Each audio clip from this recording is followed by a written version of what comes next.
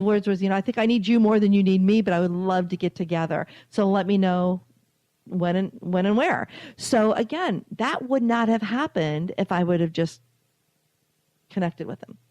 Most likely. Yeah. I mean, that's what makes exciting to me. And there's a certain amount of having to be vulnerable. Mm-hmm. You have to be willing to put yourself out there, because if you try to hide behind this mask and make everything this crisp, collegiate writing type stuff that has to be done, nobody wants to connect. You go back to what you said, Bob Berg's know, like, and trust. Mm-hmm. If they don't get to know you, nothing else, it never goes any farther than that. And nothing happens until you have that conversation. I mean, a quote that I contribute to myself. I mean, I really sat there and I looked at social media a while back and I thought, connect actually presents those possibilities. It's the communication that opens up the opportunities.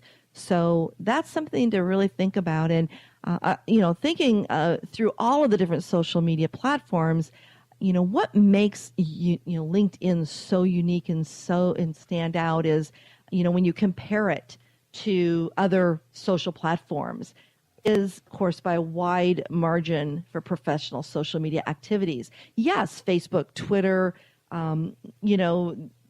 Google Plus, all serves a purpose, and they're all great social platforms. But when you really look at statistics, percentages, especially for making professional connections, LinkedIn by far exceeds the other sites. I mean, by 71% compared to maybe 8% on Facebook. If you remember, it's been a while ago. We had Tim Lesnick on a radio show from Vaco, and one of the questions we presented to him is, how do you vet a new recruit prospect for you coming on? And he just, without skipping a heartbeat, we're all overseas before we even look any farther. He actually surprised me with some of his statements. He said that today, people looking for a job, they have to be on social media and they have to keep their presence. They have to be there consistently. They have to be monitoring it, and they have to be making sure that they are keeping current with and adding to it. He said that one of the things he said is if there are two candidates and they both have the qualifications, one's a little more qualified than the other, they then look at their profiles, especially on LinkedIn, and they will then see what type of activities they are involved in. In other words, are they out of work and just doing nothing, or are they still contributing to the community? Are they continuing their education, and are they adding this information to their profile? Because if a candidate is a little less qualified than another, but they look and are appearing as very driven, both personally and business driven, as well as community involvement, they will choose that candidate over another.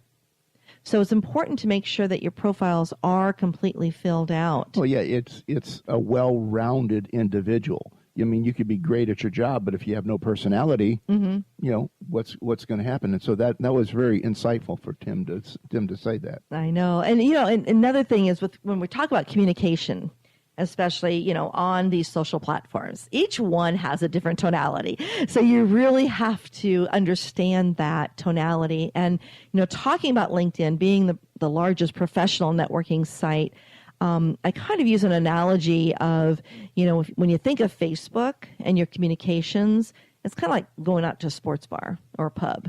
Anything kind of goes. There's a lot of people give a little bit too much information out there, a little bit whatever. But when you think of LinkedIn, I think of it as a trade show. That's how do you show up for trade shows?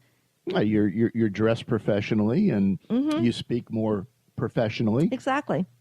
So that's what you have to think about when you're really focusing on developing and enhancing your LinkedIn profile. Also, your communications on LinkedIn as well. But before we get into any more communications, I want to kind of touch on the profile. Okay. Why is it important, Richard, that one fills out their profile completely? And what are some key things they need to be adding to that? Good question.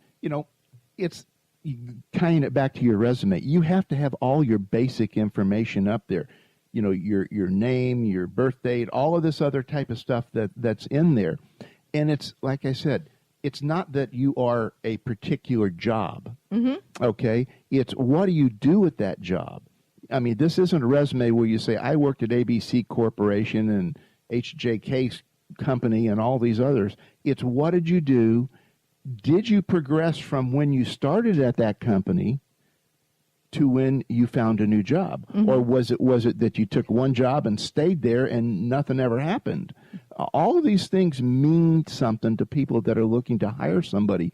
So you have to figure out in LinkedIn is how do we get this across? How do we make this part of the process that's there?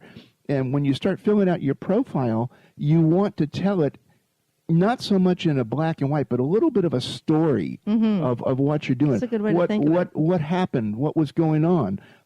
I know back a long, long time ago when I worked for another company, I kind of told the story of, you know, I came in, I was a food chemist, and then I went over and became a minor plant manager of a very small operation, and then later on was invited to go into the main production facility and be plant manager there. So, but you've got to tell it in a story format, not just that on this date I did this, and this date I was this, and this date I was. Nobody cares because they can't see inside you, and somebody wanting to employ somebody wants to get in and know who are you inside your heart, not what you say on some typed piece of paper which you had somebody professionally write. And they're very obvious when that happens. Yes, definitely. You can tell when you read some of those summaries. They want you to. These employers want to know those things, and if you're going through headhunters, it's even more so. You know, I guess we could say that as, you know, tip number one is to really make sure you are completing your profile and creating it as an effective profile, so that, as you said, kind of creating that story, but also make sure you're writing it in the first person and think not so much making it all about you, but how you can serve, how do you serve others, so that if I have a problem and I'm looking for someone to help me with a solution for that problem, and I come across your profile in my search, I want to know immediately how you can help me.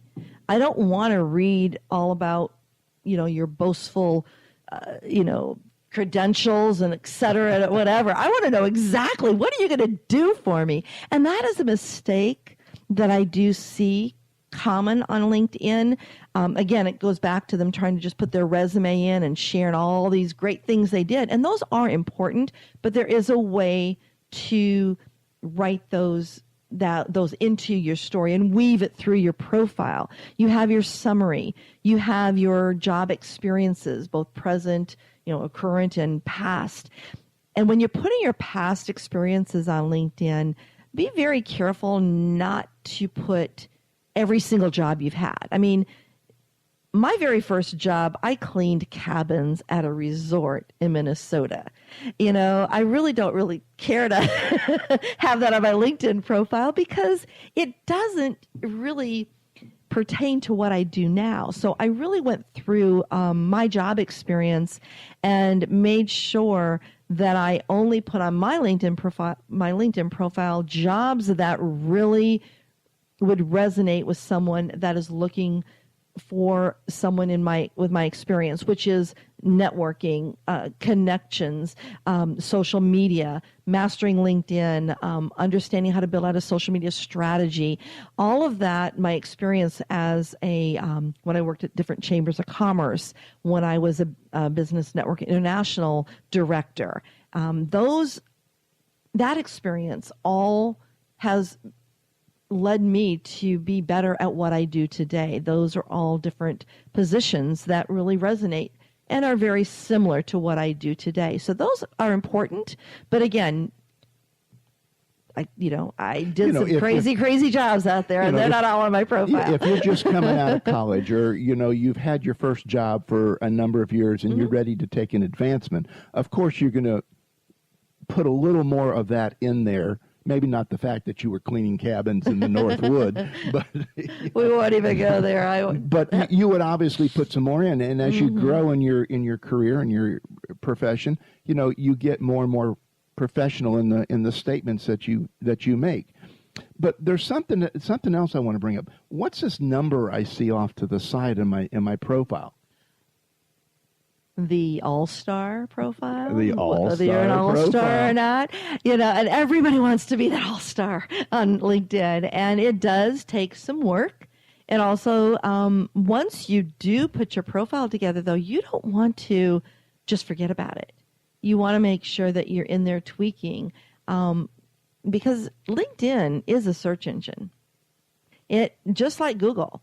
People come in and they put keywords, keyword phrases, names of company, names of individuals, and in that little search bar up on LinkedIn, and that will bring them to you if you have your profile set up. Now, for those of you listening that are not local, we always have a lot of great information that we share on some online courses and webinars. But if you're in the local community here in Brevard County, we are actually doing a workshop next Thursday, June 30th. That's a half-day workshop. And all this information we're sharing today, we're going to dive right into it and really get deep, because this LinkedIn profile takes time to complete all the different steps. We'll show you 7 different areas that you really have to get in and make sure that you have them complete, because that's going to help you become that all-star that you want to become. But most importantly, it's going to help you be found so that you do start generating more business and more importantly, generating closed sales. Because we're going to really dive into how you can use LinkedIn to, more effectively to prospect and enhance and develop a different style of communication on LinkedIn. And take your experiences from face-to-face networking right there on that social network site. So I'm excited about it. It's actually, you can go to our website at wcninteractive.com and just click on workshops there on the nav bar, and you can see more information about Get LinkedIn or Get Left Out, because it's going to be fun. I can't wait. And again, it's going to be very intense. So for anyone in the Melbourne area, Orlando area, south of Melbourne, we invite you to check it out and come join us. And we do promise for all of our other listeners here on national and global level, we're going to be doing some webinars here over the next few months on LinkedIn, because LinkedIn is such a powerful site. I'm so passionate about it. My mission, I don't know if I shared this with you or not, Richard, but my mission is to educate 100 professionals on how to use LinkedIn effectively over the next year. Over the next year. Well, I'd love to see it by the end of 2016, but I don't know. We're going to start the second half of the year in another week and a half. So, but that's how much I believe in it. I know what it's done for our business, the connections I've made, and it's because I do work it. I'm consistently on it, and it's filling out that profile so that you are that all-star and knowing exactly all the information you want to be putting in there. You mentioned earlier that I need to search engine optimize my profile. How do I do that? Well, good question. Some people don't even understand what optimize is. It's actually taking content and creating it so that it will be read in searches. It actually brings it and forms it together. So when I go up there at the top and I'm just doing a general search on LinkedIn and I typed in social media, then people that have social media in their profiles would show up. Yeah, because what it does, it actually reads the content within your header on your LinkedIn profile, within your summary, within your job experiences, all through there. And the more times you use specific words or phrases within that information, the better chance you have of being found on the first page. There's an art to it. I'm going to give one other tip. And in fact, you can mark this as tip number 2. The one area that is the most important area on your LinkedIn profile is your headline. And you touched on that a little bit, Richard, about most individuals, when they're building out their profile, they put their